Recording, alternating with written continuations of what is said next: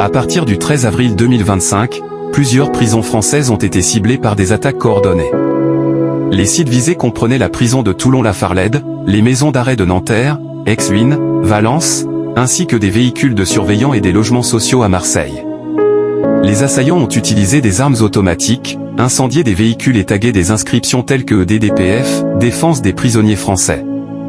Les autorités ont initialement envisagé une piste terroriste, mais l'enquête a révélé des liens avec le narcotrafic. Un groupe Telegram, DDPF, aurait servi à coordonner les attaques, avec des membres présumés liés à la DZ Mafia, un cartel de drogue basé à Marseille.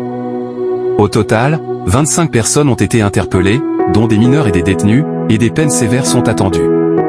Le gouvernement français a renforcé les mesures de sécurité et intensifié la lutte contre le narcotrafic. Congo-Kinshasa, évasion tragique à la prison de Minzanz, RDC. Le 27 janvier 2025, la prison centrale de Minzanz à Goma, en République démocratique du Congo, a été le théâtre d'une évasion massive. Profitant de l'entrée des rebelles du M23 dans la ville, environ 4400 détenus se sont échappés après avoir incendié une partie de l'établissement.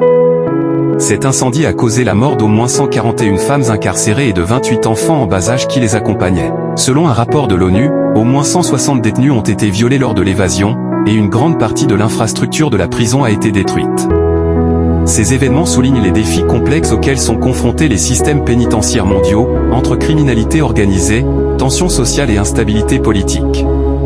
Ils appellent à une réflexion sur les politiques pénitentiaires, la sécurité et les droits de l'homme.